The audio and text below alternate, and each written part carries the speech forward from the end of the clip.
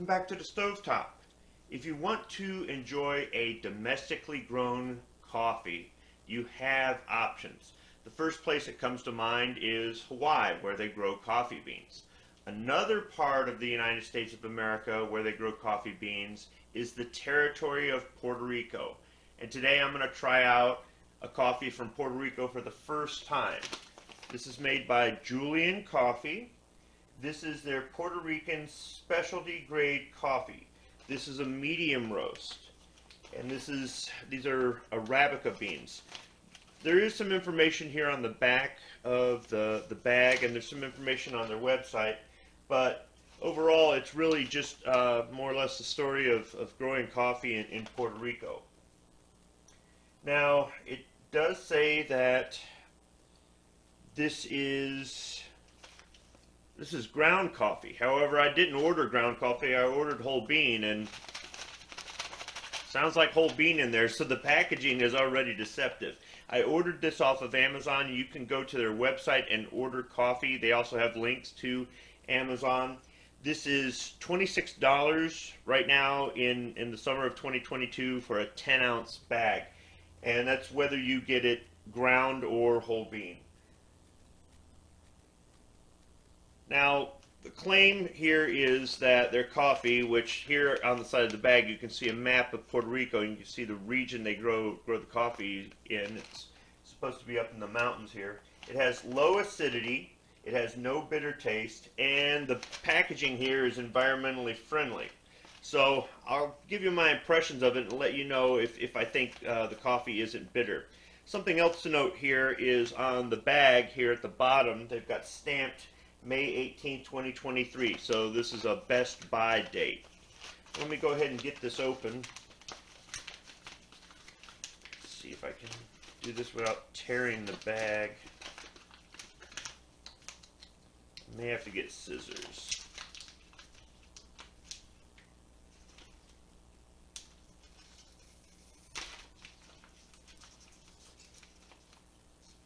I'm gonna get scissors.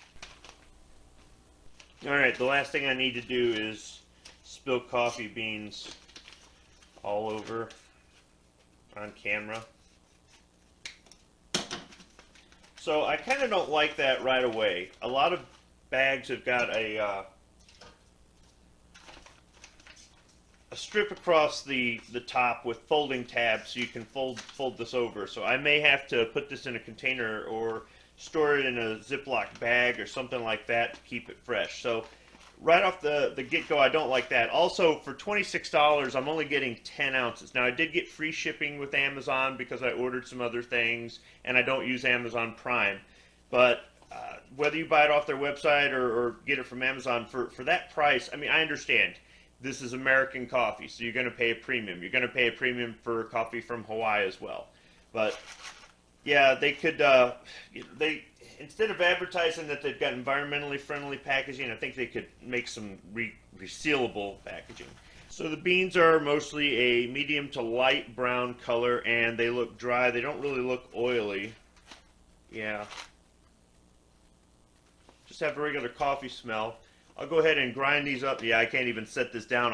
It'll spill everywhere. So I'll go ahead and get these in the grinder, go ahead and get them in Mr. Coffee. I'll be brewing it with reverse osmosis drinking water, and I'll be right back to give you my first impressions of it. Alright, coffee's done brewing. Let's go ahead and pour a cup. Kind of a medium brown color.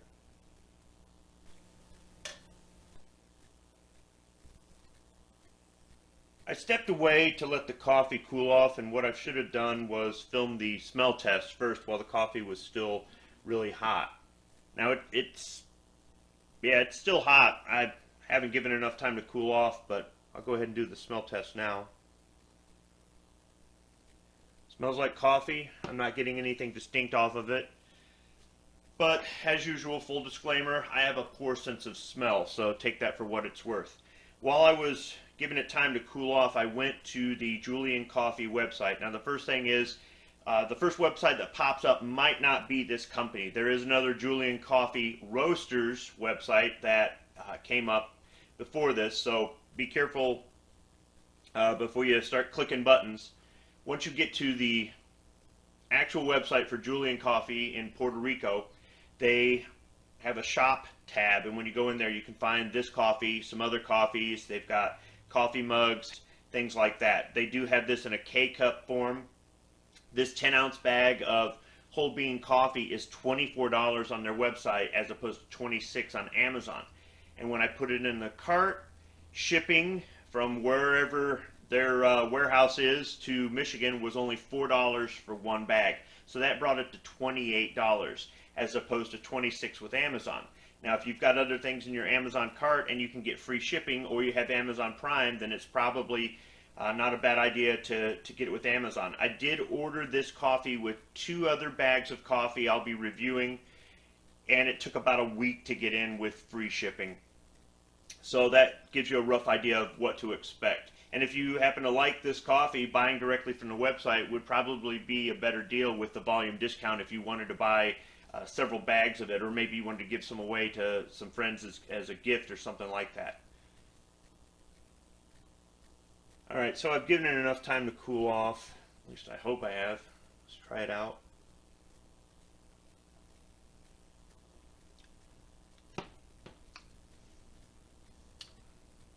It's coffee. It's almost bitter. They claim it's not bitter because of low acidity. I'd say this probably is low acidity because it does taste a little, I don't want to say diluted.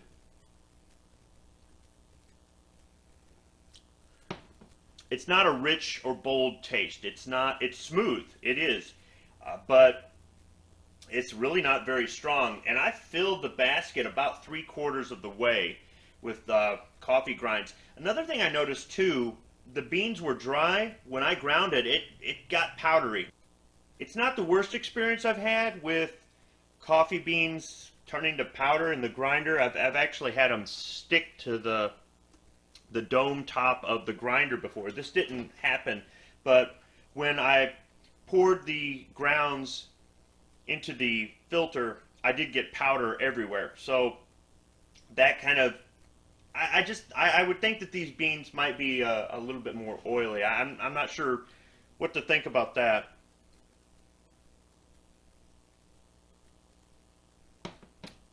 I mean, it's not bad,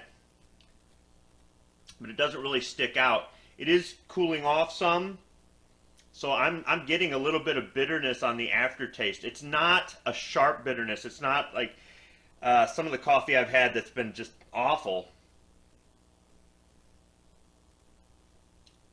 And you're going to get something like that as the coffee cools off. So let me have a few cups of this. I'll come back. I'll give my final impressions as usual, as my taste buds wake up, as I wake up. Some things kind of change with the coffee. So I'll be right back. Alright, so I'm on cup 3.5, I guess you'd say. And this is what I noticed. As I got further down into the first cup, I noticed that the taste became more rich. It's still not the richest coffee I've had or anything like that, but the taste did become more rich. My taste buds woke up. I got more accustomed to it. I like the third cup more than the first cup. It still is a little bit watered down. It is. I think if the beans were oily, it might have a more bold taste. Not something that's overwhelming or anything, but just something that's more to kind of give it a little kick, both in the taste and maybe the caffeine department.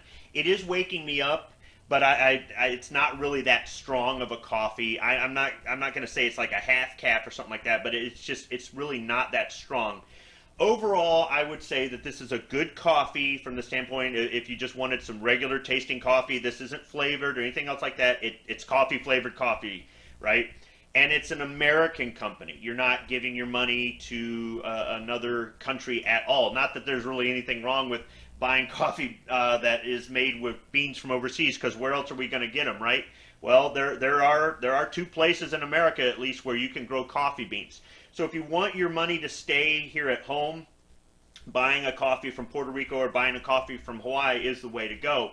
However, I will say this. For the price, for $24 or $26 a bag, plus shipping potentially, you should be able to get a 1 pound bag, not a 10 ounce bag. The other thing is, how hard is it to simply include? I mean, look at this inexpensive store brand here.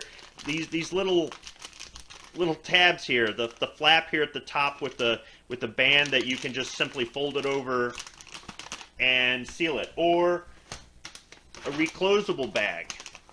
And the Waiakea coffee is supposed to be made, their bag is supposed to be made out of recycled material. If the Julian coffee is environmentally friendly, I'm guessing that it's recycled, but they were still able to put a reclosable seal on that.